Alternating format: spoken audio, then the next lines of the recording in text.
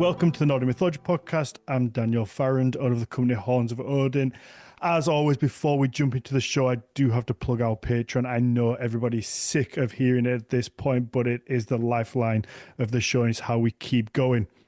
So if you do get a couple of spare minutes, please pop over to Patreon/Nordic Mythology podcast and have a look at the different rewards we have on there. We have a bonus episode we do with our guests every single week, which comes in the form of a Q&A. It's just a little bumper part of the episode. It's an add-on. It's an extension. And you get an extra maybe 15, 20 minutes of really good material. A lot of the times it's questions that me and Mags have missed. And they are always insightful and often quite funny as well. They're a little bit more lighthearted than the main show. And then you also get the story time that we're going to be doing today, which is with Claire Moulet, where Claire brings an Icelandic saga and tells us a story. They're always really nice. We get to sit back, have a drink, have a laugh, and they're always fun. So over on the Patreon, you get the whole back catalogue as well. When you join up, it's not just from going forward, and it starts from £3 a month, so it's less than a cup of coffee. So if you can, please go have a look at that. And if not, then just a 5-star rating, positive review wherever you get your podcast, as it might help somebody else find the podcast and get us new listeners. With that said, let's jump into today's show. So my lovely co-host is here, our in-house archaeologist, Mags Havgar. Mags, welcome. Hey, everyone. Hello, how are you? I am very well, thank you. I'm very excited for this episode. I feel like I say that every episode, but it's true because I am.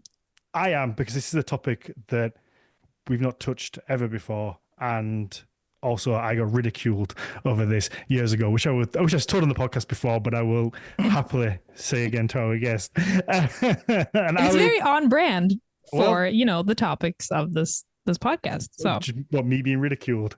That does happen. I see how that could be construed. That it is what I said, but I meant the topic that the lovely guest that we have is going to talk about. But sure, moving on. Our lovely guest is Emma Boast. Emma is an early medieval finds specialist and archaeologist based in York. Emma currently works full-time as a finds and archives technician with the Department of Archaeology at the University of York, and Emma is also the UK's leading master craftsman on Nalbinding, an ancient fibrecraft used to create warm accessory textiles such as hats, mittens, and socks, which is the topic of today's show. Emma, welcome. Thank you. That was a lovely introduction. Pleased to be here. Well, you did write it, so... Well, it was spoken wonderfully. Thank you. I appreciate that. Thank you for spending your Sunday evening with us. This episode started, I guess we booked this accidentally because I messaged you about Ivor the Boneless, and then we booked an episode on Nalbinding after finding that you're one of the best, I guess. Oh, well, I'm multifaceted, I think my interests are. So we can always talk about Ivor the Boneless another day. We can. Yeah, I think that would be fun. But Nalbinding, so let's start with my interaction with Nalbinding once. So when I first got into this world, I used to do like a lot of more trade shows. So I don't know if you ever heard of Tom, the original reenactment. Yeah. So I was there, and I was cold one year. This is quite a while ago, and I was like, I really want a hat. So then I was like, got home, went on Facebook, the devil that it can be, and typed in, I was like, I'd like a Nalbinding hat. And it was like in a little group, and I just got laughed at and ridiculed because they were always like, men wouldn't have worn Nalbinding hats. It's a feminine thing. Why would you want a Nalbinding hat? I'm like, that doesn't really make sense. I feel like everybody gets cold heads. And I was about to say. Yeah, I was like, it always stuck People have heads. I was like, I'd like a warm head. Why can't I just have a? But yeah, it always stuck with me, and I just wondered if, I guess we'll get into that, of where that comes from, that idea. But maybe we should start with what Nalbinding is as a basic kind of intro. That's a really good story, actually, and yes, we'll definitely come back to that because I've got some stories that kind of link in similarly to that kind of vein of observational commentary, I guess, from others Okay. about Nalbinding. So we can have a chit chat about that for sure. But Nalbinding, in the very simplest terms, is using long lengths of yarn, whether it be wool or whether it be plant fiber, animal fiber, to utilize using a single needle to create interlocking stitches to build up a very strong and durable textile. So one of the biggest differences with Nalbinding is that it actually locks the stitches as you do them. So if you make a mistake, that's in there. That's for good. That's the character of your textile set. Oh, wow. There's no going back.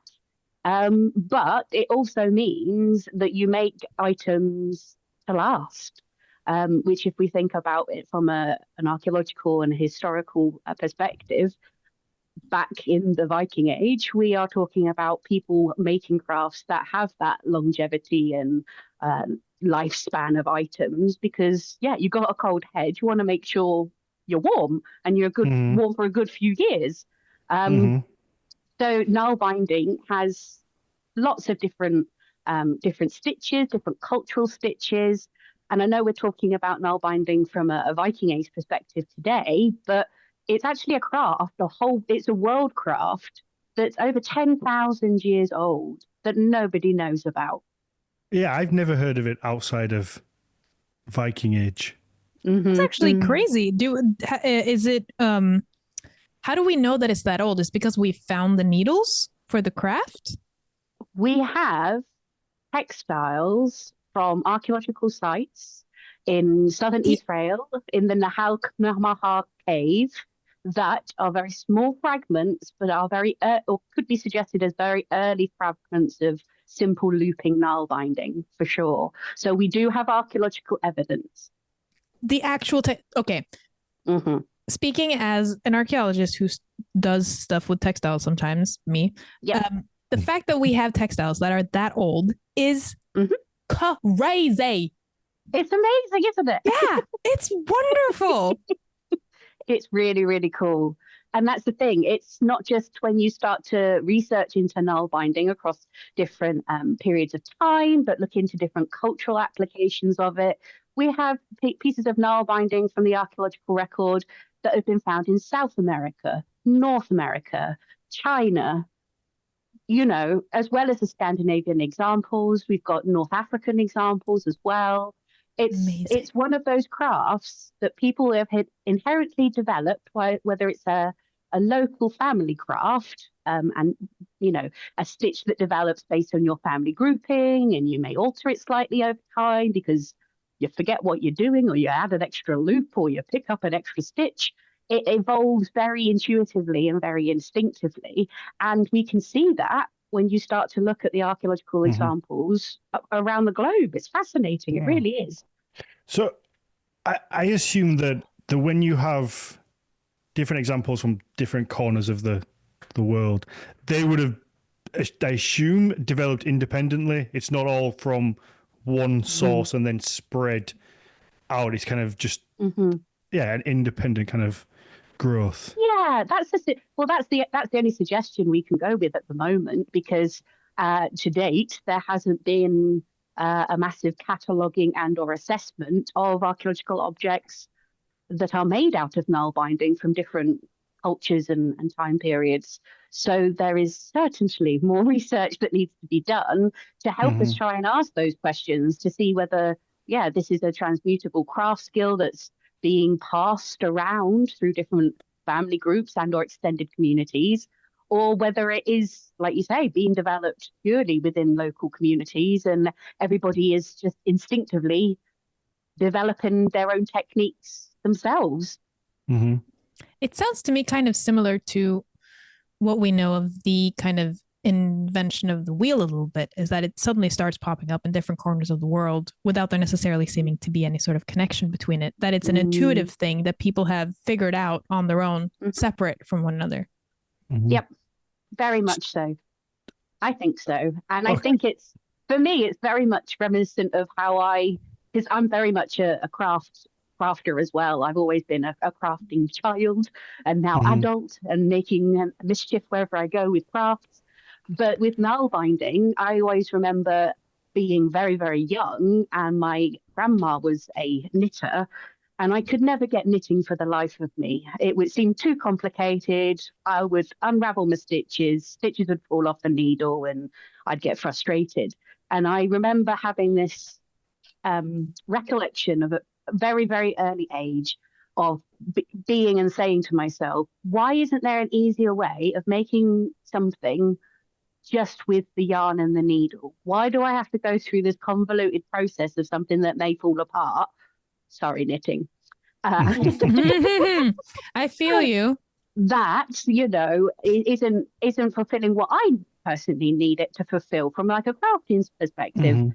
Mhm. And then, goodness me, full circle moment, go to university, study my interests and my passions, and then find out myself, actually, there are Mhm. things called Nalbinding and archaeological examples that is the earliest form, or is stated as being the earliest form of fibrecraft in the world. It predates knitting, it predates crochet. This is where knitting and crochet came from, Nalbinding.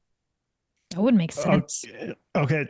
So for a little dum-dum like me, who has no understanding of Nalbinding, how to Nalbind, how to crochet, how to knit, could we do like a quick little knitting is this, crocheting is this, Nalbinding is this, and kind of like how it is different?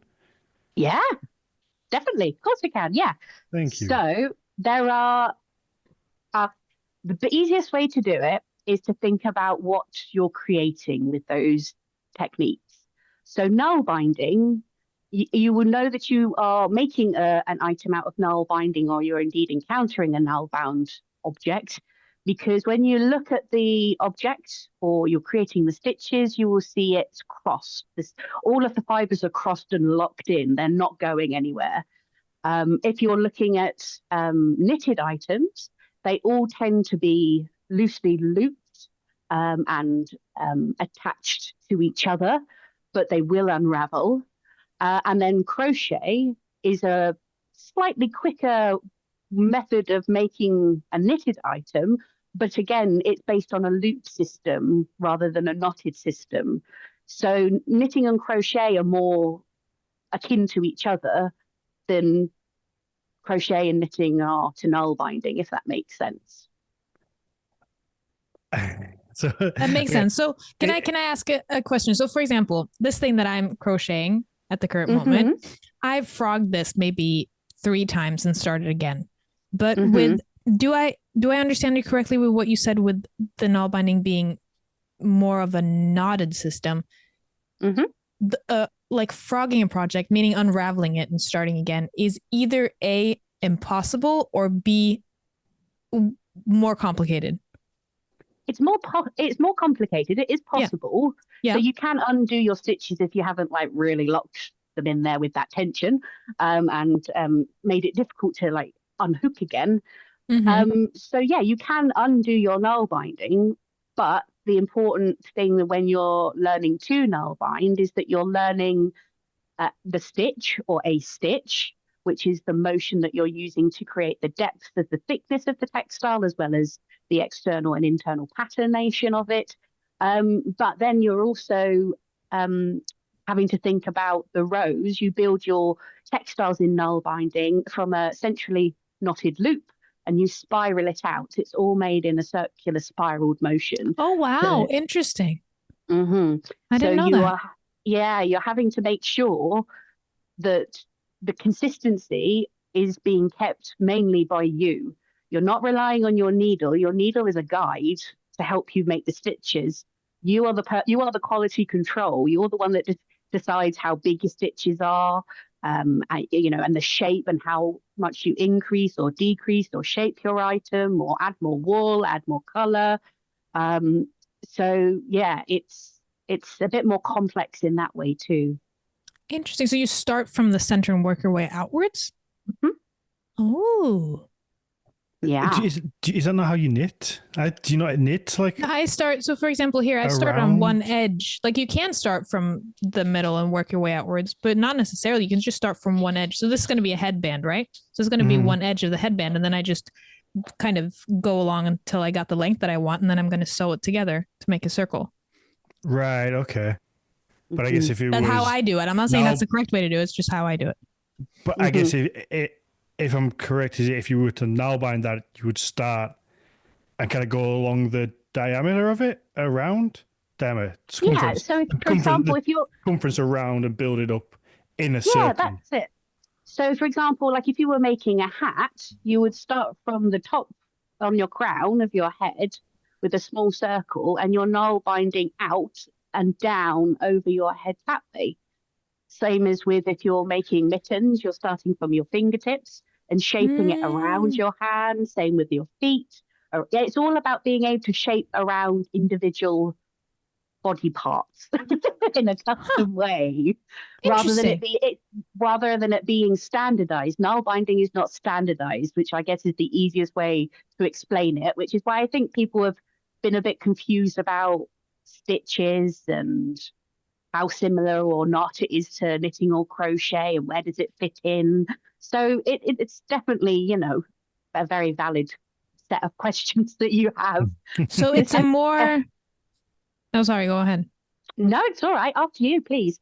I was going to say, so it's more kind of like the anarchist kid of the crafts. Hmm. Very much so. And I've got many stories about that. I'm so in awe because I can do stuff. I'm quite a hands-on kind of guy. I was a plumber for a long Hmm. time. I can build things. Give me a bit of wood, I can make something, or I can fix a boiler, I guess, or whatever. Hmm. You carve horns for a living, Yeah, I also do that. But but not to when it mention. but when it comes to like anything with textiles, my brain just melts and I cannot get my head around it. And even just looking at I saw in your background, you have like at the socks behind you. Just thinking about starting at the tip of that and then working up, but then being knowing how many times to go around so you make it the right Hmm. size for the foot. And I guess be consistent because you have to count the number of loops, I guess. You don't have to know. So how It do you can get it be right? Amazing. intuitive. So Amazing. This sounds like the craft for me.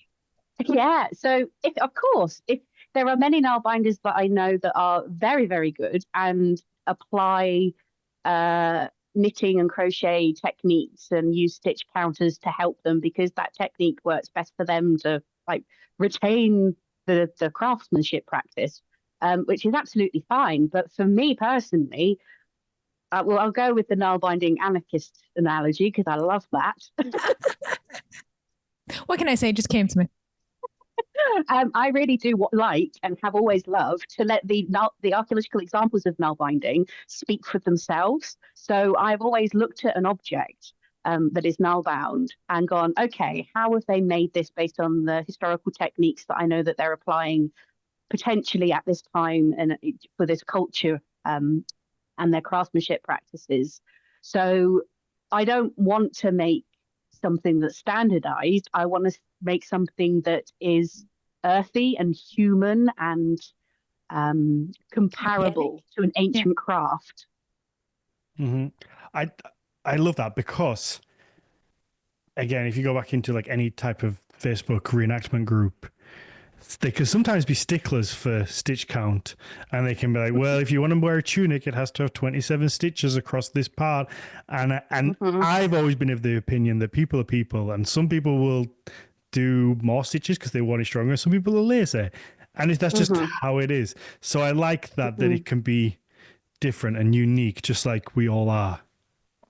I get that very much for sure. And I think I would hazard a guess, I kind of know where that comes from in reenactment, especially in the UK.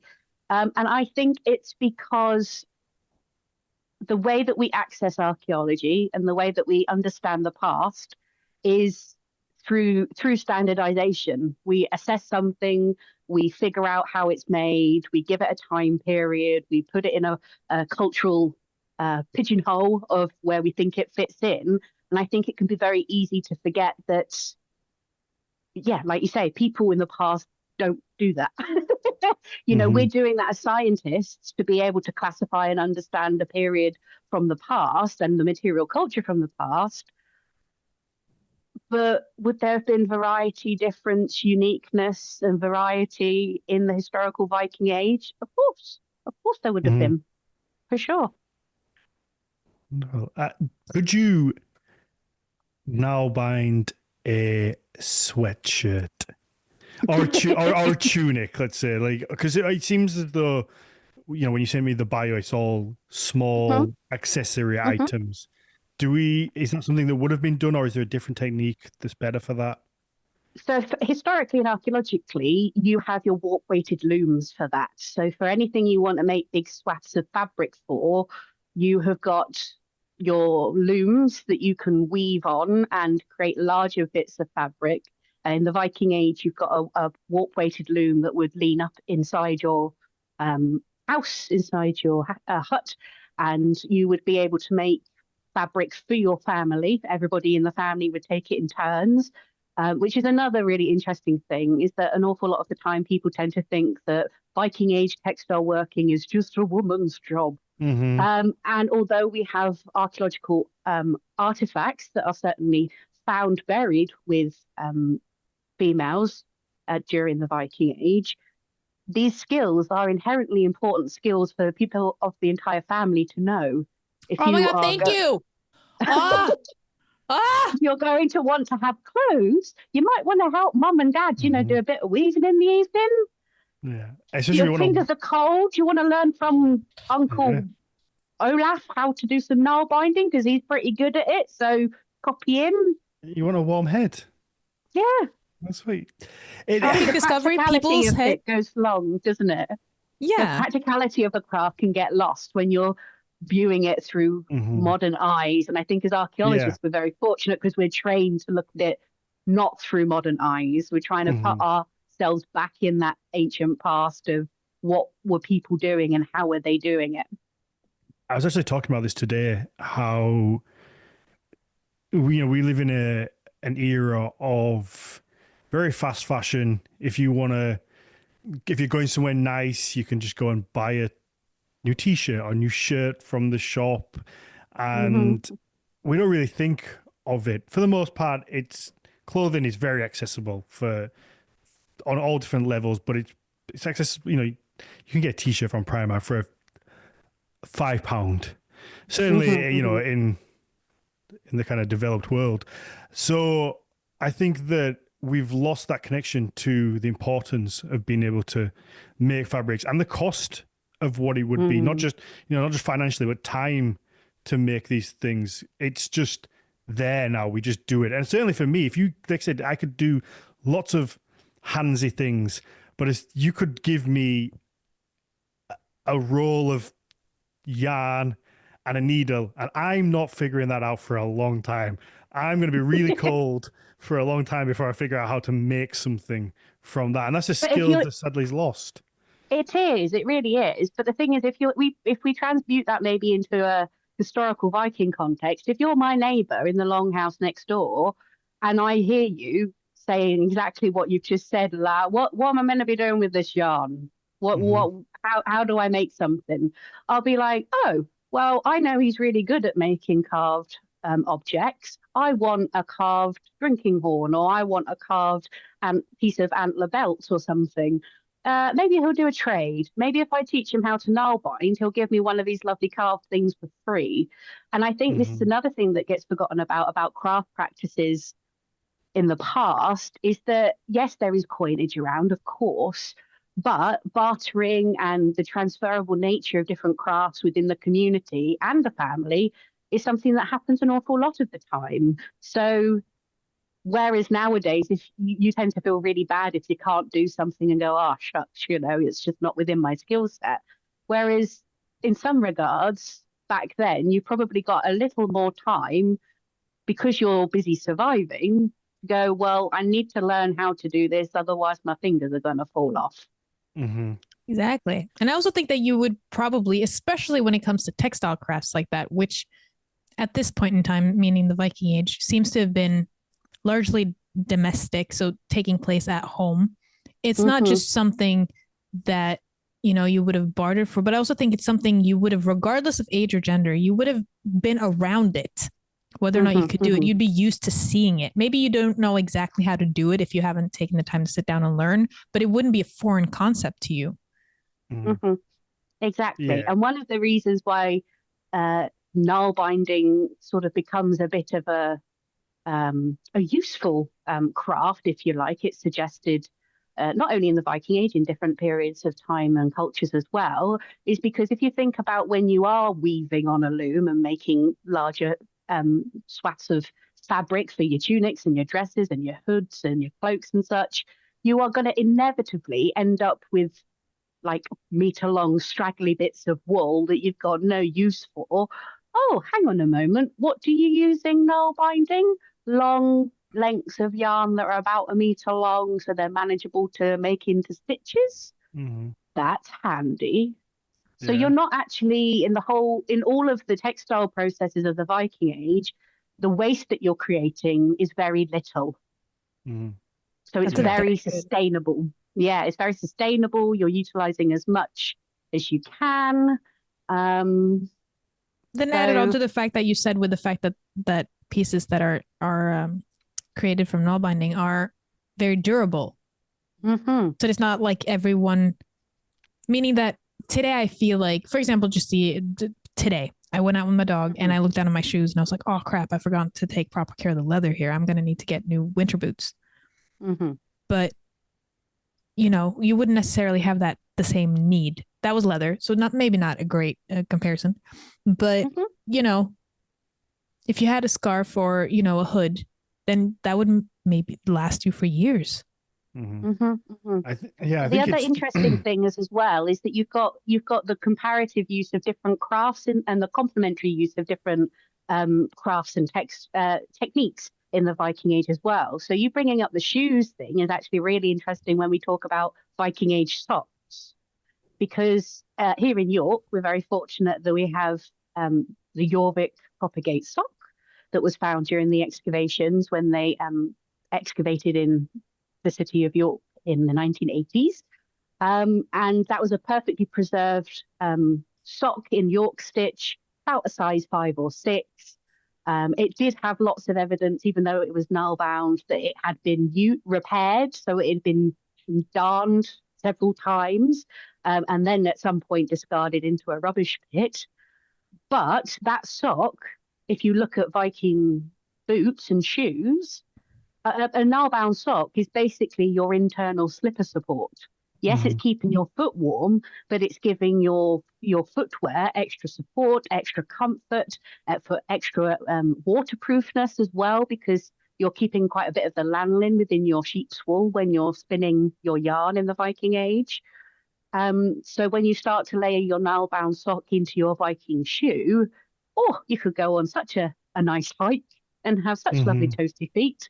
And you'd be really good for a good long while with it.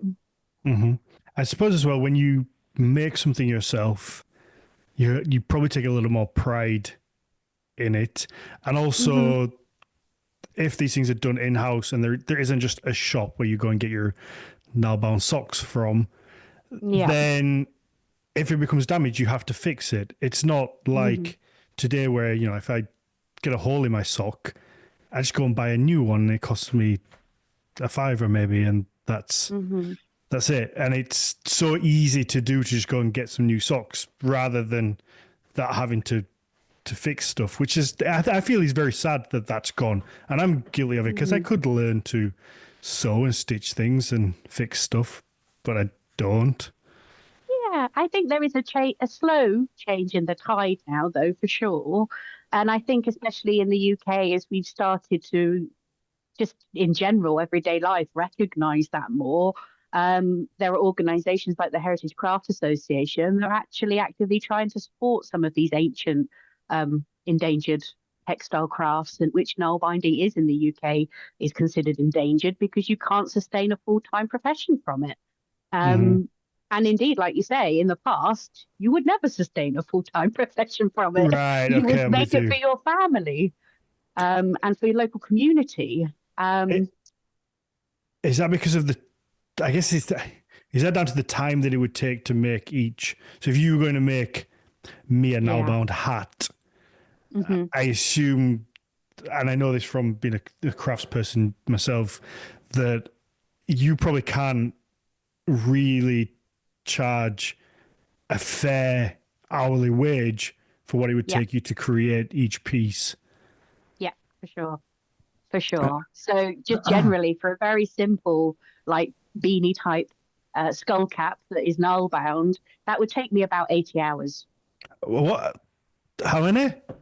80. I To think make that's it historically and appropriately. I think that's the longest pause we've ever had on the podcast. 80 hours for a hat. Yes. Right. Okay. Socks will take me 2 weeks.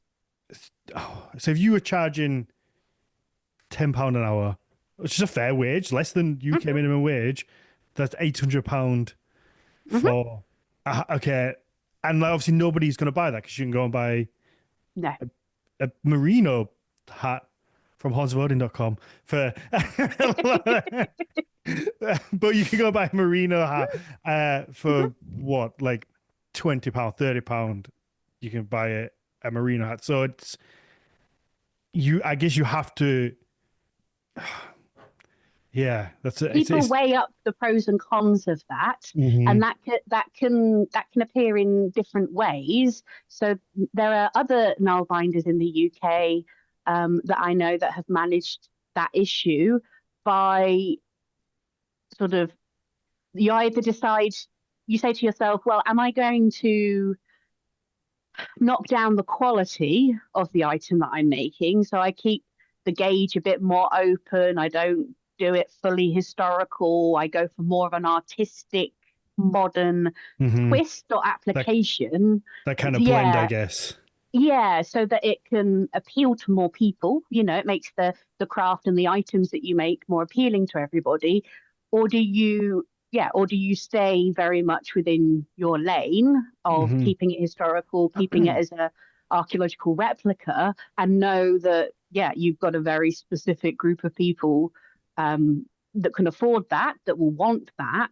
I myself like to cater for both sets of things. I think that's what you have to do to survive. And I think to put it into context of like what I do with horns, obviously I use a Dremel, like a rotary tool to carve, because I couldn't ever justify charging the price if I did it all by hand, by scratching it with little, carving and engraving tools. It just wouldn't. You just couldn't.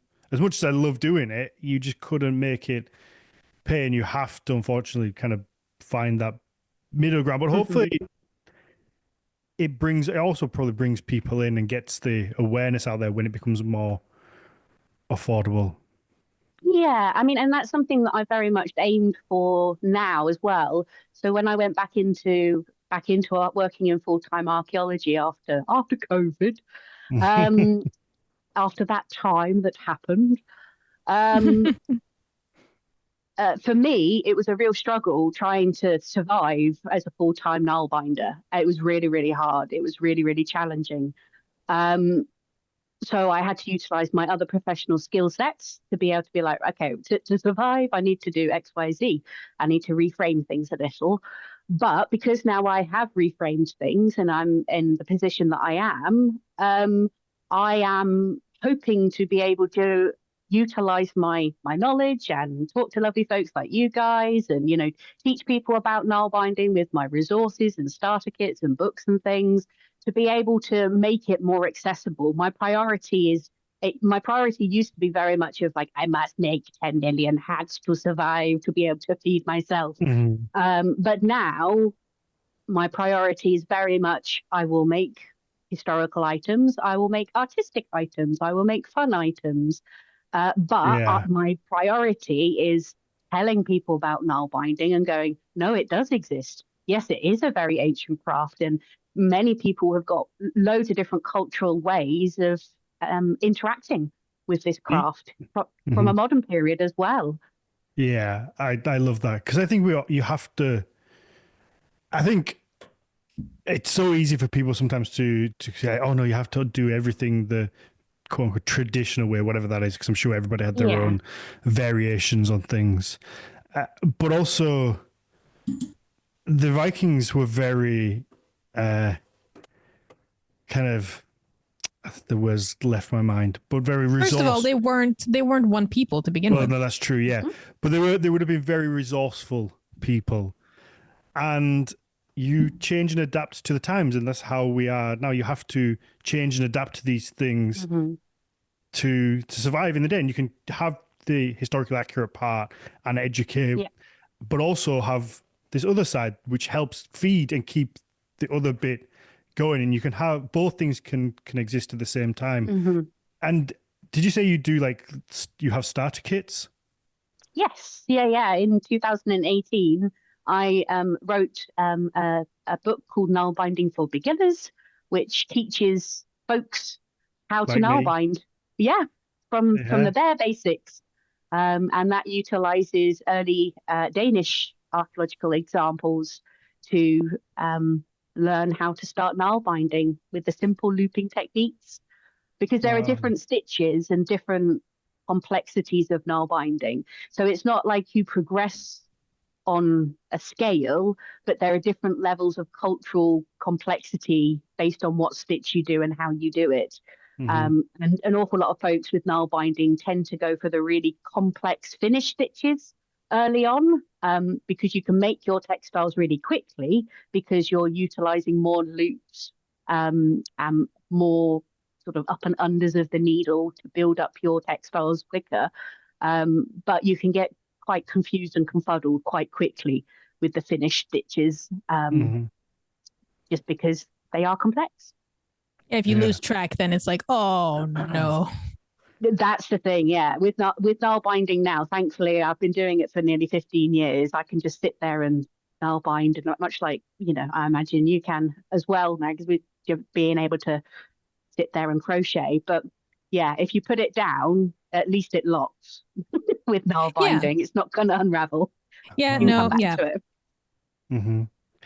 Wow, this is fascinating. I love this.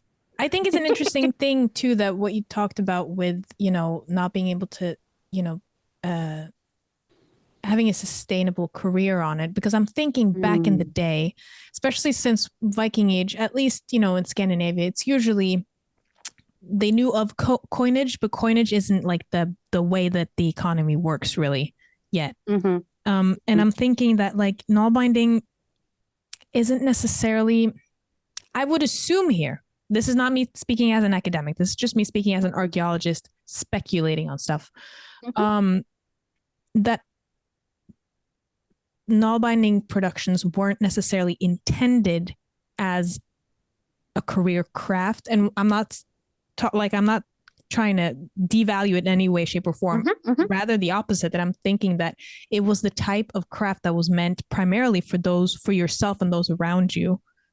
And then you could trade and barter with it. Like, hey, I actually need more wool now to do my spinning and to do my weaving and my nalbinding for my family and I. And oh, hey, Shepherd, do you need, you look kind of cold there. Your ears are looking kind of cold. Oh, that's me.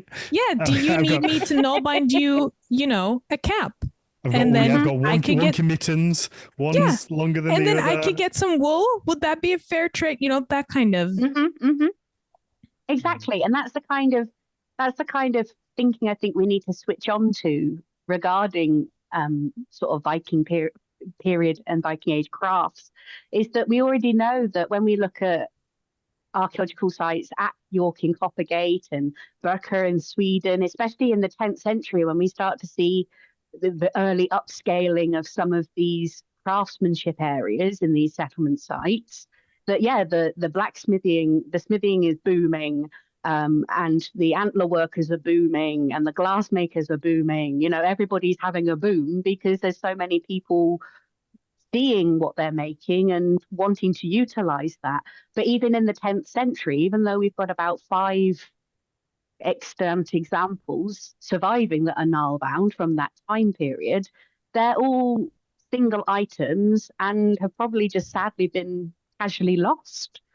You wouldn't lose a sock, would you? But if it took 80 hours to make, you'd be gutted. Rocco's not chewing the socks then. My little Cocker Spaniel, no chance is he getting hold of them. Oh, wow. These are my socks, single pair done. Oh, I'm never taking them off. Don't. But that's the thing that'd be interesting to think about as well, is that from some of the archaeological examples of Nile binding that we do have, there is a spectrum of being able to look at the object and understand a little bit about the person that has made that item. For example, the Jorvik Coppergate sock is made out of very fine 2-ply yarn that has been intensely finely spun out of really good quality wool. And then around the ankle cuff, it's got dyed madder, which is the root of the madder plant is what you would use to get the red colour onto textiles during this time. And that is considered a very high status, top end piece of Nile binding. And yet in comparison, if we look at, not to say that there is a high and a low level, but you can see the amount of effort that has gone into that object by the craftsman to make it, as such. If we look at another comparative example of, there's an Oslo stitch mitten that was found in Reykjavik in Iceland. That is a very, very large, very functional, undyed, natural, thick Icelandic wool yarn that has been utilized, very, very locally sourced and locally made. And it's practical, it's fit for function, it's fit for purpose. It's going to keep that person during the Viking Age incredibly warm and cozy. But it's gone through the same story of loss and discard as the Coppergate sock has, because we do lose things. Yeah. Everything I made would just be slightly too tight because I was too lazy to carry on going. I was just trying to be as quick as possible. Everything would just fit, and I'd have to properly squeeze in there. It is a thing that's so overlooked, I think, now, and it's really sad because I've just been sat here, I think, kind of pondering on how cultures shifted, and I think probably in quite a sad way that we're in this kind of time where we go and have a job to pay for money so then we can pay for other people to do all these things so we can then buy that stuff and just bring it into our house. And it's kind of the reverse of what it used to be and probably how it should be, that you have your household and you do as much yourself. And then if you've got anything left or you can make surplus, then you'll go out and barter for what maybe you need or the extra things. Whereas we've kind of flipped that on its head and it's the other way around now where you're trying to, do a skill for somebody else and bring it in. And I don't know. Yeah, I quite like the idea of being able to do a lot in-house, but then maybe you had more time to do things. Whereas we're also busy now, kind of being busy doing non-busy important things. I think that's the catch, isn't it? And I think it is quite, from a historical point of view as well, to think about. It's not that long ago that people were still having, vegetable, and even nowadays people opt into having a veggie plot in their back garden and grow their own food and make their own clothes. There is a shift back to that now, I think, because some people are sort of appreciating that, oh, well, if I can learn how to do it, and I do learn how to do it, whether it's good, bad, indifferent, I can do it, then I save some pennies and I learn a skill. It might be a survival skill in the end of the day, who knows? Or it might be something that I can teach my kids or, other members of the family. And I think that's one of the reasons why archaeology is very appealing to folks, because it gives you that accessibility of reflectiveness of the past, to be able to look at things and go, oh, that was very, very bad. Appreciate what you have now, but also that's an interesting way of how they did that back then, and maybe we could learn a little bit about that for now. Yeah, because I think that just on such a general level, like I wouldn't even know where to start with this. We just, our lives are so fundamentally different, not necessarily in a bad way at all, because it entirely depends on what you're talking about in this sense. And I think in this regard, maybe feel free to correct me here if you feel like I'm not, if I'm putting words in your mouth, Dan. But I feel like on this point, I feel like I have a slightly more optimistic outlook on stuff than you do, Dan. Because sometimes I'm like, yeah, it is sad that we've lost this. But like you said earlier, Emma, that there is this slow resurgence happening. And I don't know whether this is just my own personal bias because I was unaware of Nalbinding until I started studying, but I do genuinely feel like the word itself just pops up way more than ever before. And it might just be because of the circles that I'm in, who knows? But that there is this also this on a general level kind of resurgence of wanting to preserve what's kind of called intangible heritage. So meaning like not just nail-bound objects, but the actual craft of nail binding.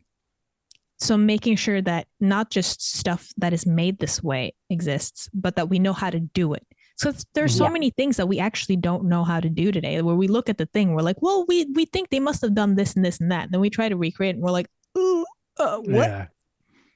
Yeah. I very much so. Yeah, it's not that I necessarily was being negative, because I also think like I love my stuff. I've collected a lot of stuff over my life that I like. Stuff is great. Yeah, and a lot of it is really pointless, but I really like to look at it. And sometimes I like to just do pointless stuff with it that has no real benefit on my life, but it makes me happy. And it has a real benefit of your life, though. Sorry, continue. That's true. So I like that. So I'm not saying, and I think if you're back in the Viking Age, you don't really have that freedom to be able to just get pointless stuff unless you get to like the upper echelon, I guess, of the society. Most people, they may collect little bits, but it's not that like we had today where you can just get stuff because we do a job and we get the money and we can spend it on kind of what you want. So I like it how it is now because I like my stuff. But I think there is some nostalgia and niceness to being able to do skills 100%. and people to just. I think there's a disconnect of just knowing how to do basic stuff. There are a lot of people, but then again, I think this is such a deep hole you could go down, because today's basic stuff for people to know is very different to 50 years ago, very basic stuff to know to do. And that's different to 200 years ago. Like 50 years ago, I guess cooking would have been a great, if you got like school things that you teach, it would be like cooking, your design technologies, that kind of stuff. Whereas now I think the internet and social media should definitely be on some sort of curriculum of how people should handle this kind of world that would never have existed. So I guess that changes and how much can people learn and know how to do, because we just have new challenges today that didn't exist then. So basically, I don't know. Exactly. I'm all confused. I've twisted myself in knots. He was good. He was bad. I don't know if I like him. I don't know what I want. Having a bit of a mini existential crisis. Yeah, I like this stuff. Okay. Or should I just get rid of it and just like do everything from home now? But the thing is, it's interesting to listen to you say that, though, because if I'm putting my archaeology hat on for a moment, I think what you're talking about is is experiencing escapism and joy through what you're collecting and how you're collecting it. And this kind of flips back into the intangible cultural heritage side of things, because just because you are in the Viking Age, spending 80 hours making a hat or spending 2 months making a tunic, it doesn't mean that you are unhappy with that process. Obviously it's a very personal thing. People will feel differently about different crafts and access to crafts, and if they're being told by their mum, hurry up and make that or do this or do that, but it's a very what's the right word, escapism is something that people have always sought. And in the Viking Age, you're seeking escapism and joy, and you see that sometimes through some of the really weird artifacts that we found on archaeological sites where they're just like fiddling around carving bits of chalk or deciding that they're going to carve some runes in a really inappropriate place or, you know, just have a joke object made. So there are still those little nods to human nature and escapism and joy. I think it's a little more difficult to see now, like you say, because the world has become so fast. You have to almost really work quite hard, slow yourself down. And I think crafting of any kind helps you do that. It helps you become more present. It helps you become more reflective. And yeah, while the hubbub and the busyness is obviously good and fulfilling, there are many folks like myself who, you know, do like the slow life and like to take things a bit steady. I think there's a great point in that if you never made anything, or for people who never made anything, I implore you to just make something, because there is such a sense of paper airplane. Yeah, like you can start with that.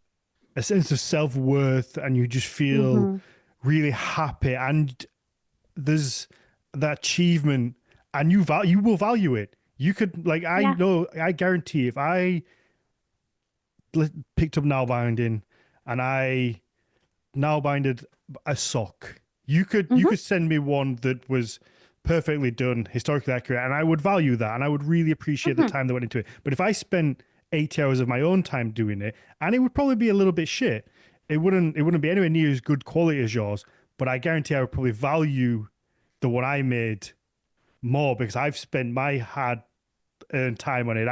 I've shouted at that thing, I've screamed at that thing, I've been pissed off at it, I've tried to unpick those knots, I've thrown it on the floor, I picked it up again. You know, you've gone through this cycle of emotions, and then there is such value in that, and you won't discard things the same way that you do when you've created it and put your own little bit of time into it.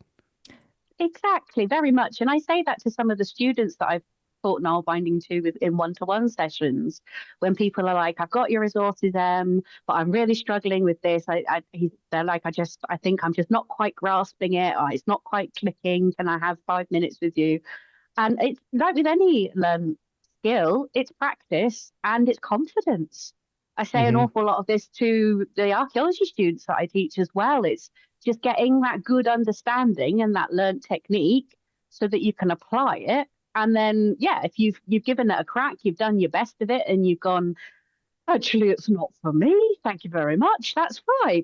That's absolutely fine. Yeah, but even just having a basic, having a basic understanding of it, where if you ever had to, then you could do something. And there is no substitution for practice. Like, there just isn't.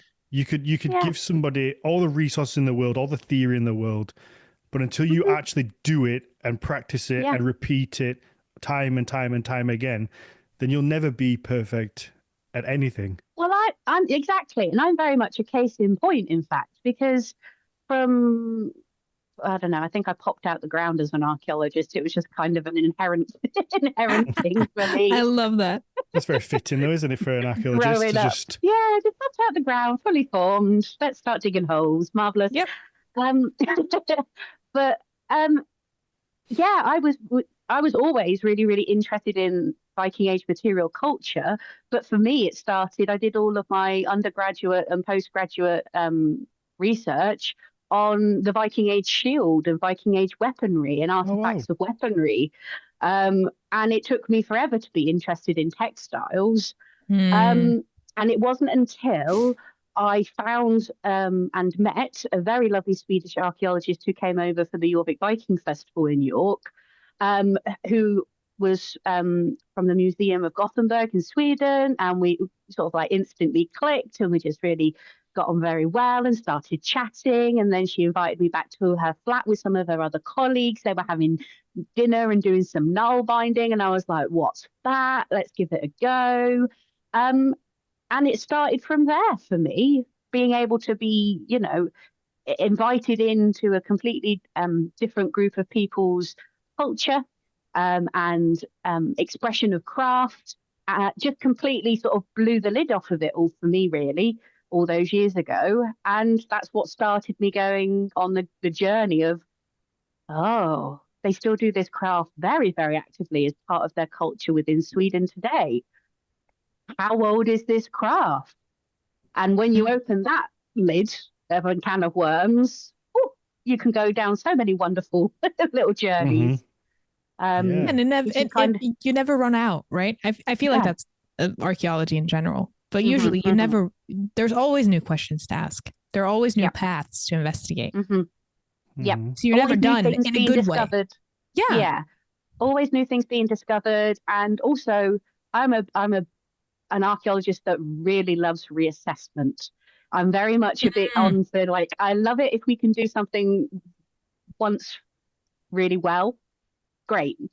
But having a reevaluation of something, whether it's material culture, site processes, dating typologies, whatever, if we can look at it through a new lens, then why not? Oh, it's just like speaking straight to my heart there. Me too. I'm always like, but like, I'm not necessarily opposed to this interpretation, say, but like, but why do we think that? Is there potentially, not disregarding this one that we already got standing, but could we possibly interpret it slightly differently? And then what would we learn? Yep. I'm very much in that camp too. I'm a why archaeologist as well. I feel like I, as a kid, I was that kid who my mom was like, could you, or it's also my dad, like, could you, Guilty. like, could you stop just asking me why?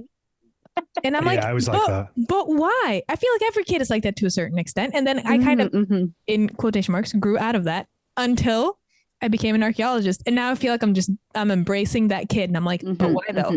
But why though? But why though? We must, can we know why? If we can we know why a little bit? Can we know why partly? You know, why do we think we know why? The why of why. Yeah, I was always in trouble at school for that, just asking why. But I think that's probably just how our brains work, and certainly for some people, it's just that.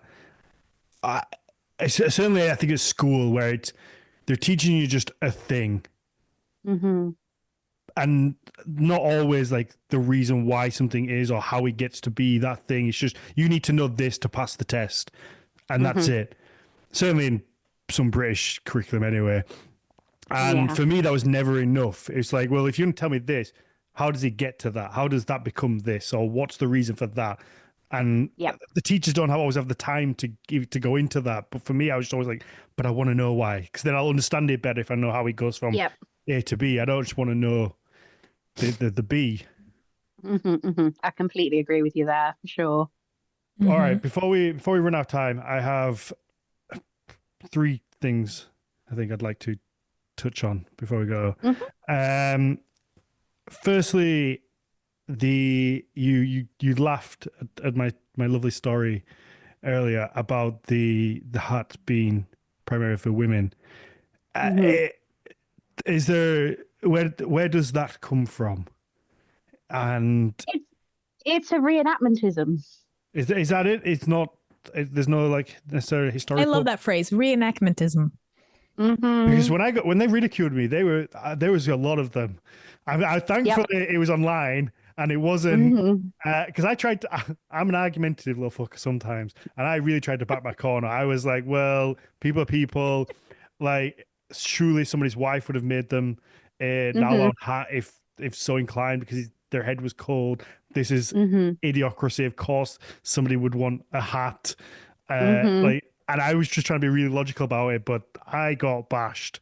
And so I then left there thinking, this must have some real historical backing to it. Well, no. I think there may have been some later 12th, 13th century commentary on something regarding sailors, women, and babies, but regarding Nalbinding and finding them in like settlement sites. Have we found a Nalbound hat in a burial on someone's head? No. Have we found a Nalbound pair of socks in a river, by a boat or a ship? No. And we certainly haven't found any like cute baby Viking age mittens with baby skeletons either. So I think that went from really cute to really dark in the quickest yeah. possible time. Really cute baby mittens with baby skeletons. Yeah. So no, the archaeological evidence for Nalbinding is scant, and I think people in the past have just tried their best, especially with reenactment. You're trying to create a narrative based from the evidence that you do have, but then within reenactment, like with any part of historical portrayal, you've got modern bias to consider. You've got your own personal interest to consider as well, what you can afford to portray as well. And I think as well, if a theory doesn't get challenged over a long period of time, it just keeps on carrying on. And I think that particular instance it very much crystallizes a little bit. happened. Yeah. And I completely, it makes you feel very defeated because I remember doing my first trade show with all my Nalbinding out and everything and being really excited and like, oh, I've managed to make enough stock. Hooray, let's go for it. Yay. And like, don't get me wrong, the event organizers were absolutely lovely, really supportive, and my co-traders were also again really, really lovely and like, oh, there's a new person, hello. But people within different communities were very much like, why are you doing this craft? It doesn't exist. And I'm like, excuse me? I beg your pardon? But it does, though. And I'm like, I could have a really long conversation with you with all the archaeological evidence and explain stuff, but it does very much instinctively put you on the back foot straight away because you're like, I've seen it. I know it exists. How do I, and this is what started me on my journey with Nalbinding about like, well, if I'm constantly going into different community arenas and trying to teach people that this craft does exist in different cultural time periods, and I'm getting various comments like, oh, it doesn't exist, oh, you're doing it wrong, oh, that's not that, oh, it's just knitting, then there's a problem with the accessibility of this craft and how much is written about it, researched about it, and made accessible about it. So those things I can try and help fix by doing some research and talking to people like yourselves and just being like, oh, no, this is an actual thing. It's an ancient craft. It spans many cultures. And, just because you might not have heard about it, that's not a problem. Don't worry. I can talk to you about it. I can tell you about it. Let me give you some more knowledge on this ancient craft.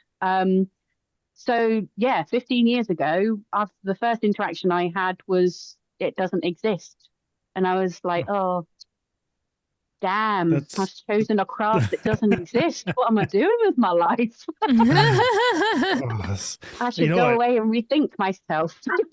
I think we've spoken about this on the podcast before, and I can't remember in what episode, but just this idea of, it is that kind of confirmation bias of where people get in these little echo chambers on Facebook and the little groups, and an idea will circulate that's just completely not true. It's based on no historical fact. I can't think of one off the top of my head, but and then it just circulates, and then enough people see it, and then they tell some more people, and then it becomes true even though it's not. And then I've been in so many arguments because again, I'm argumentative sometimes, and I try, and especially doing the podcast, I'll be like, I'll give people the episodes, and I'll be like, and as much I'll be like, the amount of times that I've been in a discussion and given somebody an episode, with, let's say, someone like Dr. Leisha Gadea, who was on last week, a really world-renowned, high-level scholar, one of the best out there in his field, and then I'll post an episode with him and be like, look, just listen to what he's got to say, and people will be like, no, I don't like. They'll just be like, no, this is a fake doctor, or like fake scholar, or what does he know? And it's like, how do you fight this kind of idiocracy? Like, I can't do any more than give you it by somebody who really knows their shit. And the first response is like, no, I've never heard of him, so it must be just mustn't be real or mustn't be fake. Or it's like, oh, Yeah. I think that says more about the individual that is responding to you than your endeavors to try and help educate and inform. Yeah, I think that's what I'm thinking too. And I'm thinking that like I have had a few experiences where individual members from a reenactment community have been so sure in their perception of a certain topic that they have genuinely interrupted professors speaking of the topic in person, which made me kind of wanna first off, I needed to take like a minute and be like, hashtag not all reenactors to myself, because I was very hard. Like I was racing towards that prejudice 100%. But then also thinking of how I have a lot of love for the communities who really want to recreate things, but don't really have evidence of how to do it. But then that's why I love what you do, Emma, because it's, you know, the accessibility of it, just like you said, and being able to get that information out there, because it's so difficult to try to recreate a modern kind of example of something in the past if you don't really have any evidence or knowledge to base that off of. And then I think it's very, very easy to become a bit cocky in the knowledge that you do have and be like, well, if anyone actually opposes this knowledge that I do have, then that, pun intended, unravels my entire kind of structure from how I'm trying to recreate this stuff. Yeah. I think a lot of people are uncomfortable in ever being wrong and evaluating their position. So you have to like really corner them and prove that they're wrong, because I find it hilarious when, for the most part, scholars don't agree on. I've done this for long enough now to know that scholars don't agree on most of this. Like, you have ideas and you can theorize and you can say, maybe it was used for this, possibly. I don't know. That's my best guess. But then, so you'll have like two scholars who do the same thing that might have different opinions. But then you'll have like Joe Fucker on Facebook who's like, absolutely, I know this 100%, definitely. And it's like, no, you can't. But you just, I don't know. I've tried long enough. I completely hear both of your comments with this. And I think as archaeologists, because we're trained and we're taught to scrutinize, ask why, and have, you know, good discussions and heated debates with each other on things, we're quite resilient in the fact that we can like hold a really nice, reasonable conversation and hear somebody's side of point of view or understanding and be like, let's take that in for a moment. Okay, well, I see where you're coming from with that, but actually, have you considered XYZ, or what about this, or I think that might be coming from this particular area of thought, or there are ways, like with anything, there are ways to discuss and debate your disagreement. You just don't need to be nasty about it, and that's what one of the great things about the role that I'm in at the moment with the University of York is it's such a supportive archaeology department, and we're all I'll say a lot of archaeologists, we're all very sort of grounded and down to earth and like to have meaningful conversations about many different things. That's wonderful. So, I think when archaeologists meet the rest of the other world, you're bound to get varying opinions, and people will believe things and won't believe things, even when you show the evidence and a fact right in front of their face. It's just the way it is. It used to bother me an awful lot when I was younger. I'm old and jaded now. I don't care.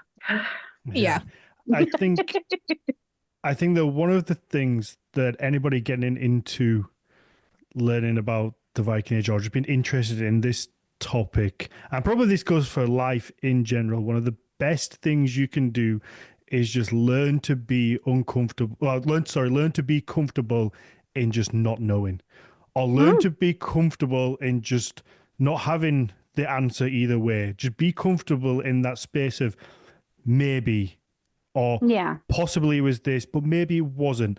Just that, just learn to be happy there, because there's going to be a Hmm. lot of it, and that goes for life in general. Everything isn't black and white. There are a lot of gray Yeah. areas across life as a whole. Everything's a spectrum. So just learn that kind of middle ground, and I think that's Yeah. what a lot of people could probably do with. Okay, so Hmm. the next thing was, how many examples of Nalbinding do we have from the Viking Age, roughly? If I don't know if that's even something you can answer, whether it's 5 or 5,000, or if nobody knows. No, I could certainly answer that. At present, there are about 20 existing archaeological Wow, so that's examples. not But, many. not many, no. But if we are talking from like the Viking Age, I'll put a proper date window on that. That will be from like circa 800 AD through to around 1150 AD. Okay. So it's a very narrow time window that Hmm. we're talking about.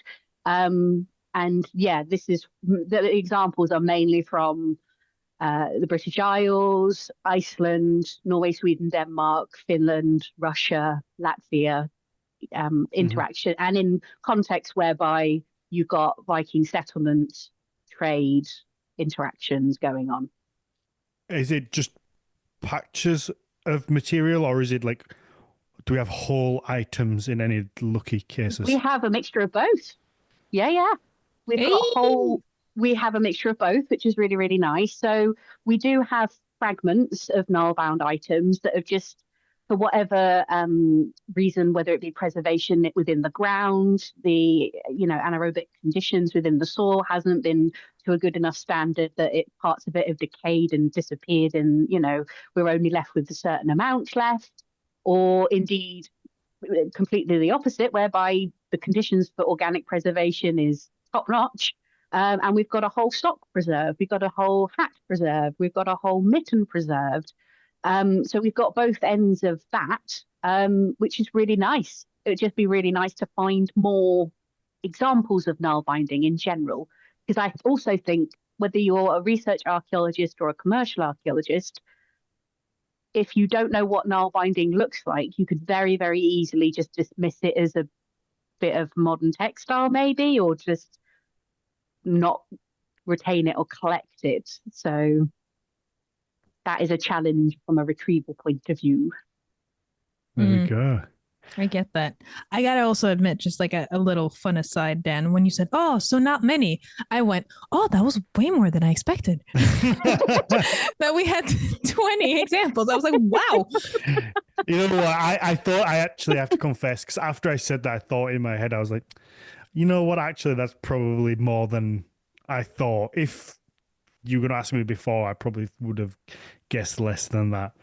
Um, I think that's it. I had a third one, but I've forgotten it. It'll probably come to me in the Q&A. But let's wrap That's all this up, because right. we are going to have Claire come and do a story time with us later. So I want to make sure we don't let go too long.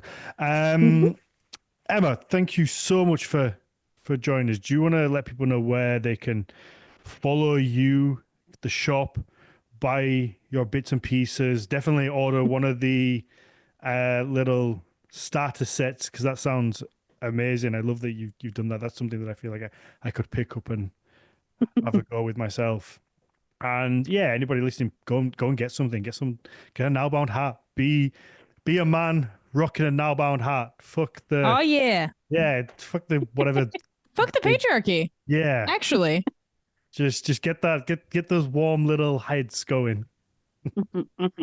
Yeah, you can find my Etsy shop is fully stocked with nail binding for beginners bits and pieces if you want to give it a go. And one of the unique things about my resources is that I say that as soon as you buy a resource from me, you are considered one of my students. So if you want any help, tips, tricks, please get in touch with me, and I'm happy I to love that. support you with your Nalbinding journey. You know, even if it's a couple of years down the line, I really want to try and help support people grow this craft. I've got Instagram, I'm on Facebook under Nidvelnir Nalbinding.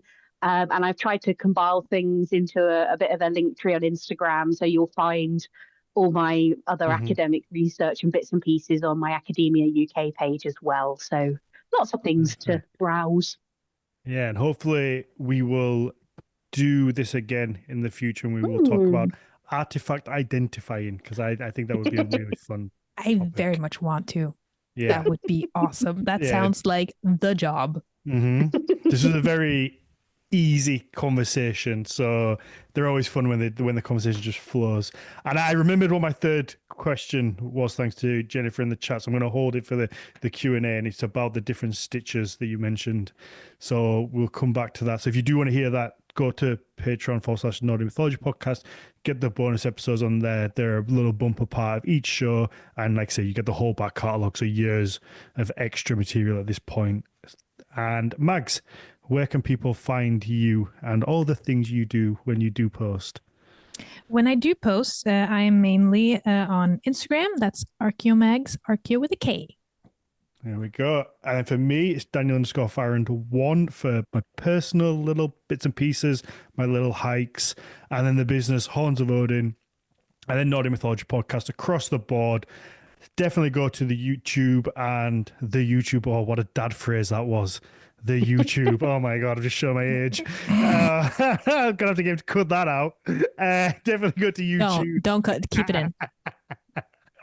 Oh no, what a nick. Go to YouTube. Check out Nordic Mythology Podcast on there. You can see our pretty faces. And like I say, a lot of the times there are people will hold things up, show things. You can see Emma's lovely background with all her. I was about to say she's made on there. And then last week with Leche Gadot, we had a whole slideshow going on, which was fantastic.